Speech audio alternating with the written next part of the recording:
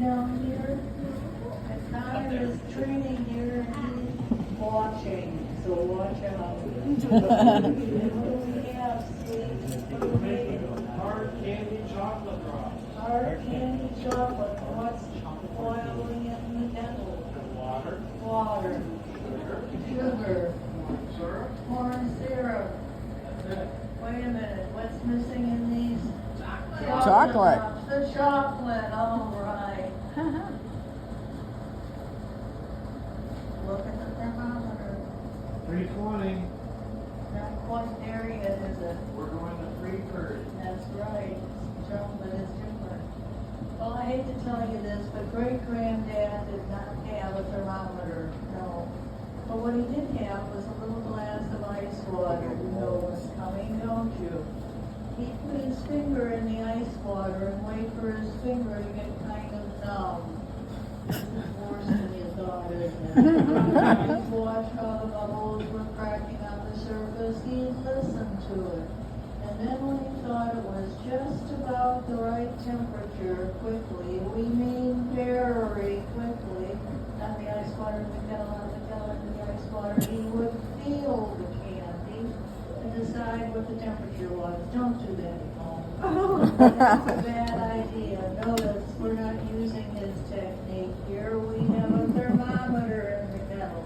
But we also know great granddad went to the end of the world with all 10 fingers. So it couldn't have been too terribly dangerous if you knew what you were doing.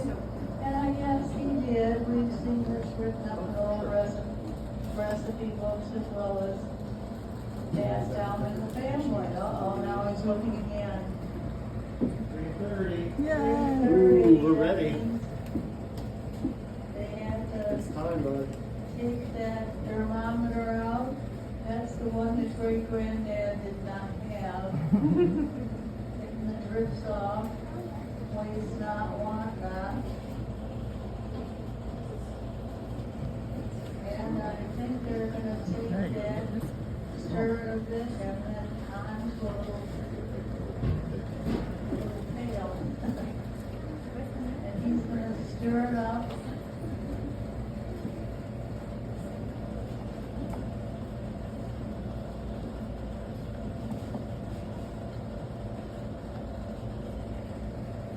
We have some things to add yet, and we haven't added the chocolate yet, so hold on.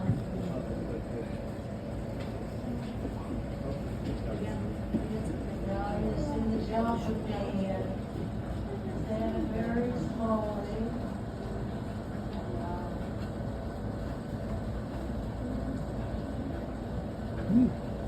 Foaming up.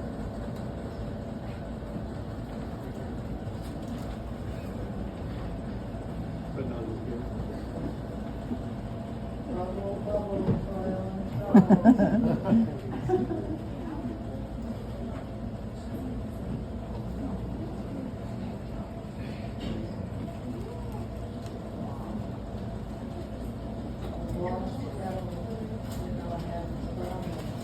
The smell of chocolate is definitely taking on the smell of red hots. Yep. Now you're smelling something good? Smell chocolate, right? Yeah.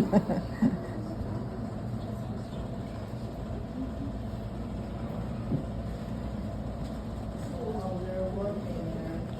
This is our newest item, so it's not quite a year that we've been making hard candy and chocolate.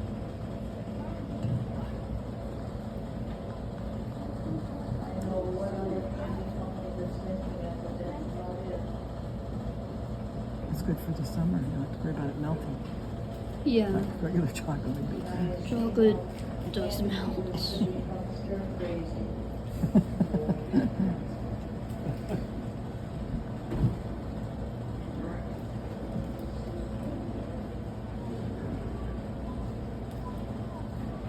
Connor's, this is his fourth day today, so. Oh, he's doing great. Doing pretty well. It sure is. Yeah. Now we're gonna just break some of that off of the stirrer. It's expanding.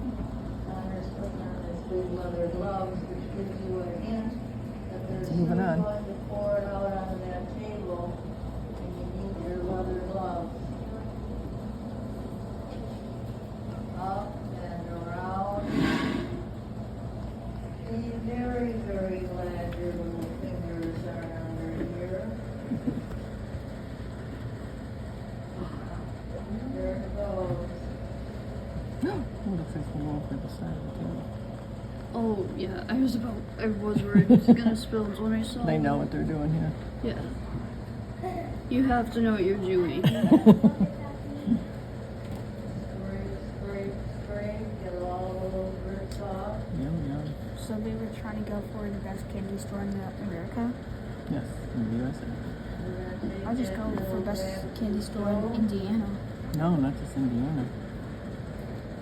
They're up against, there's 9 other candy stores, not the United States. Only?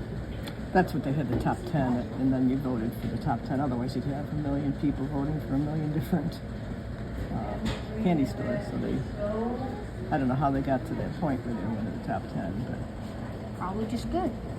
yeah. Now we're gonna start another batch. That might be a little peculiar to you. If you're thinking we just poured out a batch, why start one so soon, another one. So we need to lose time.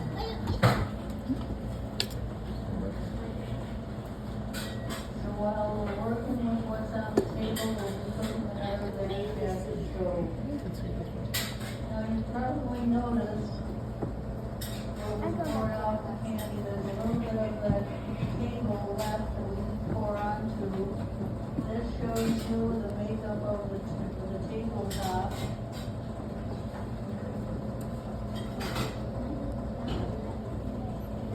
That's a lot of sugar. You probably thought all the old time Yeah. candy makers poured onto marble. Well, they did, and we still do. Use our marble slab in the other cookroom. Now, we added the sugar to the next batch. So stir it up, get rid of that. What we added was the granulated sugar, cane sugar, white sugar, table sugar. Looks like you just poured whatever you flour wanna call in that sugar that we all love and all have in our houses. Stir it good.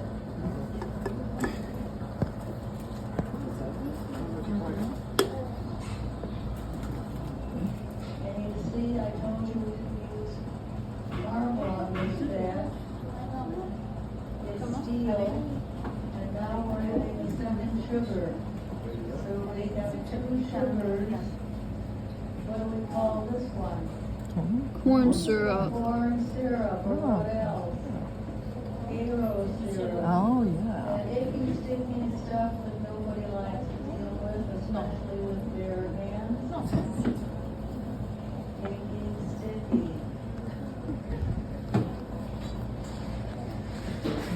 So 2 kinds of sugar. We can actually say that hard candy is all sugar, just 2 different kinds.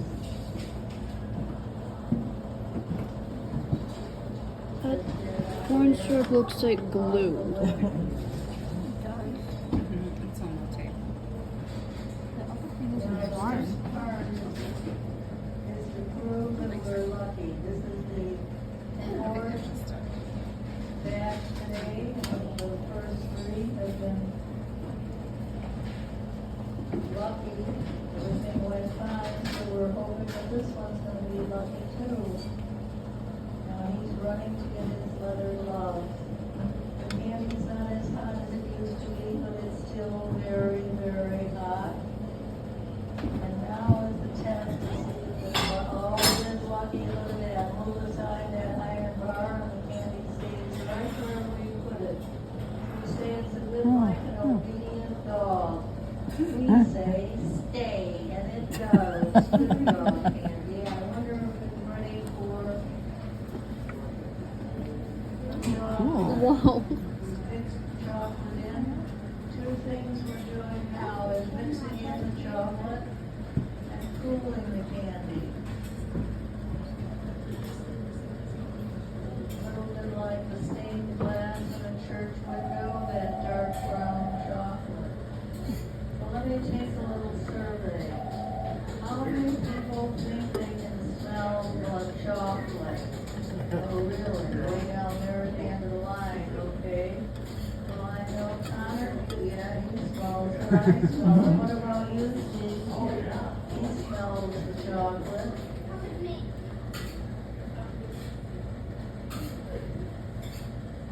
Cooling it as well as mixing that chocolate in.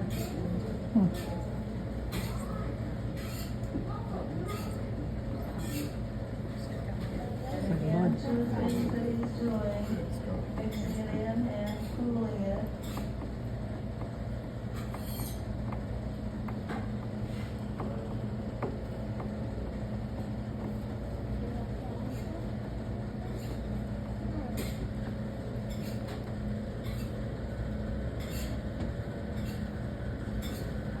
Now, let me tell you about the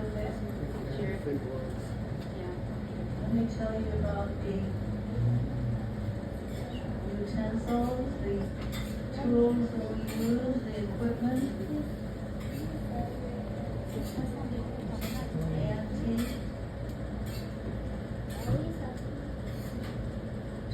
Two things, mixing the chocolate in and cooling it. When it's worked by hand like this, each piece is just a little bit different than the piece next to it. So you may get a piece and say, yeah, it's kind of sweet, it's kind of good. The guy next to you gets a piece and says, nah, I think they forgot to add the chocolate. So they differ from piece to piece, but in general, we say, oh, our cinnamon candy, I can't say cinnamon now, we make so much cinnamon, we can't help but say it. Chocolate. So that it's just right, not too sweet, not too unchocolatey. Well, let's take a look at some of the utensils that we use here, the equipment. Notice I said the equipment is antique, I didn't say anything about the people, so I hope you keep that straight. When you look down toward the floor, you'll see our cook stove, our little stove that has Vulcan Hart's name embossed on the front. Vulcan Hart is still making stoves in Louisville, another old company like Shim. Cast iron, brick line, gas fired. The little rings on the top tell you it's a typical candy maker stove. We can add or subtract the rings to accommodate different size copper kettles. Now the kettles we use here at Shim's are all made of copper. There's a reason for that. Cooks and candy makers just love copper. Copper spreads heat really well, no hot spots. Copper's not as heavy as cast iron. You don't break your back quite so badly. But the main reason for using copper is just prettier than cast iron, and it looks nicer cooking on the stove or hanging on the wall. Well, all right, antique stove, antique kettles. Now it's the table that's the real antique.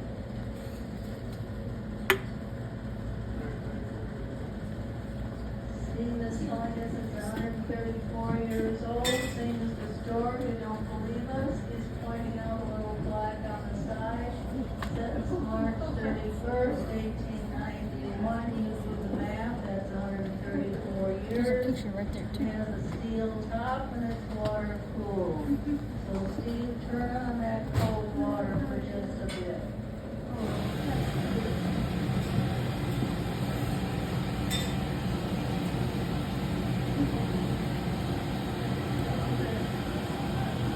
Like silly putty or whatever that stuff is.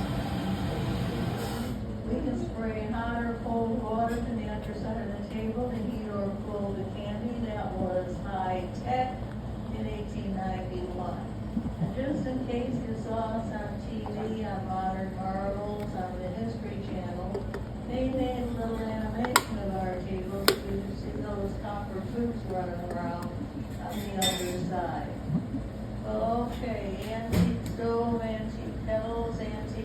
table.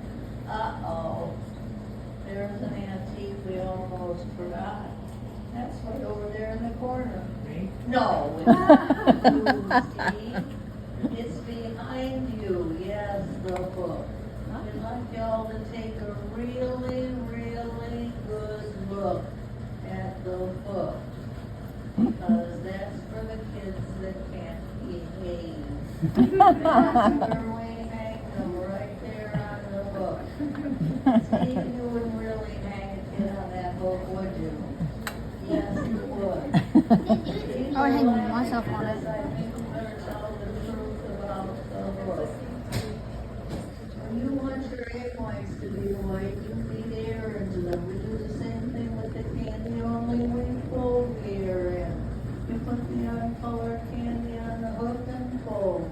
Put it on the hook again, pull again. 10 minutes later, your arms fall off. It's white. You have a nice blob of white candy. But we're not making white candy today. It's dark brown. It's chocolate. Steve is about to bring the candy over here to what we call the batch warmer. So people, you move off to your left here until we're using the big 3 windows. You'll see better that way. The kiddos need to stand on the step and be beyond this little piece of wood. Come on, Sam. Come on down. It's right up here. A little bit I over. had a 3rd grade class in here and I told them to get close together like sardines and nobody knew what a sardine was. So I know what it is, it's not fish. mine any longer. All right, this long wooden table is called the bench by the candy maker and we have sugared the bench. That's a lot like flouring the board at home. You don't like your biscuits and your cookies to stick to the board. We don't like our candy to stick to the bench, therefore the sugar. The machine is called a drop roll machine. It's why they call it a drop roll machine because it makes our candy drop. Whether they're cinnamon drops, liquid He's saying, drops, "What's lemon this?" drops, whatever. We have a fan blowing on the machine. Why? Those metal rollers pick up the heat. As the candy goes through, they pick up the heat and get hotter and hotter. If the candy touches something that's as hot or hotter than the candy itself, it sticks. We don't like the candy to stick to the rollers either, therefore the fan. Now Steve does the candy in front of a little heater that we call a batch warmer. We have to keep the candy warm while You're gonna we're miss working it. with it. Did you drop If something the else? candy gets I don't think cold, so. before we want it to get cold, tough, throw it out. There's not much you can do with 30 pounds of candy that solidifies on you. Sam, Unless, Sam, of look up in the course, mirror. You can see what he's there's doing. a big mouth in the crowd. There wouldn't be a big mouth in this crowd. I see a couple of volunteers, and I see some people volunteering their neighbor. I think we keep it as it is for a little bit, Steve. No sense in watching somebody stuff 30 pounds of candy in their mouth at one time. That would not be a pretty picture, no. Now Steve is going to take this little bitty scissors. Remember the hook, or if the hook didn't get you, the scissors might. So behave yourself. Cut off a little piece. Now don't put it through yet. We all have to cross our fingers and hope it comes through square. Cross fingers. Squares. What do you know? You cross your fingers just right. Now look how the sugar helps us. Slide, slide the candy easily over the surface. Takes all the work right out of our job. There it goes.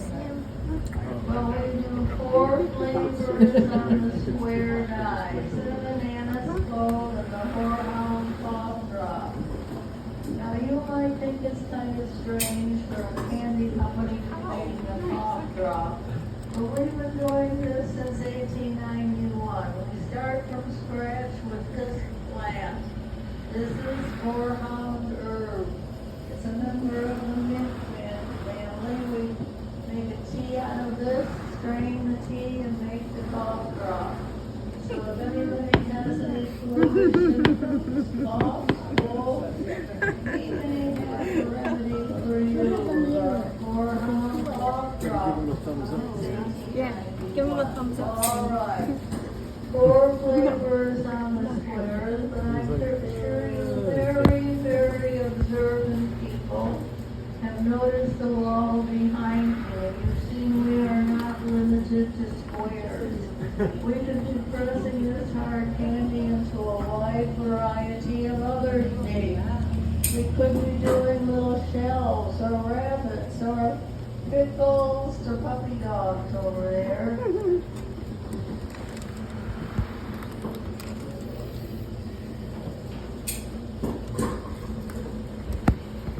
Pickles to puppy dogs.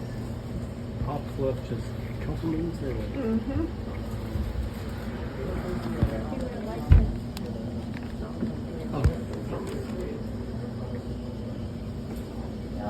Company that made the equipment that you're looking at is the Thomas Mills Brothers Company of Philadelphia. They were active from the 1860s during the Civil War through the 1940s when they closed their doors. Nobody's making small hand-operated equipment like this any longer because next to nobody is using equipment like this any longer except just like us. Now originally this machine was hand cranked. Warren, my husband, remembers breaking the candy through. He said in the old days you had to have a few muscles to make candy. Those days are gone. And this machine, like the ones that are above my head, had a handle. We chopped off the handle when we had the motor.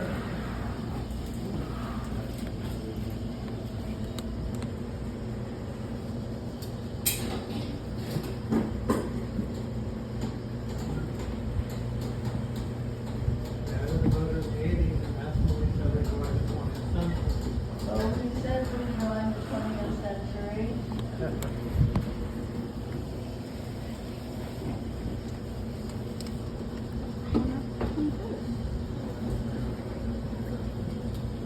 We don't plan on joining the 21st century, but you're our good friends, our good customers.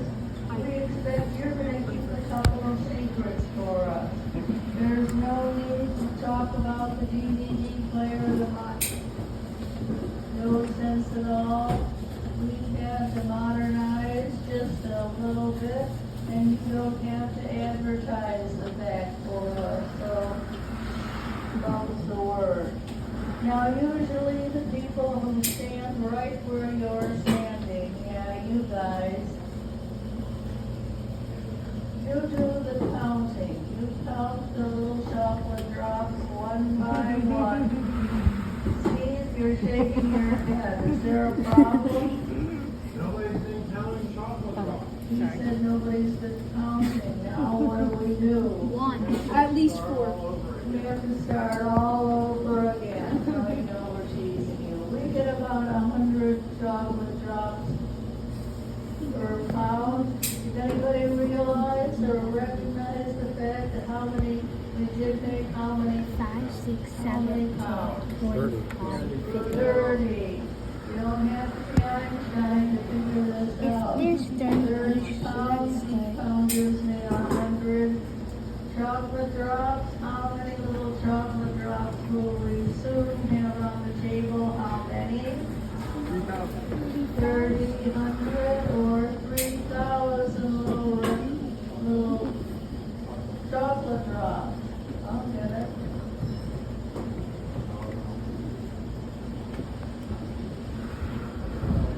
You don't need to tell people about my race. Go.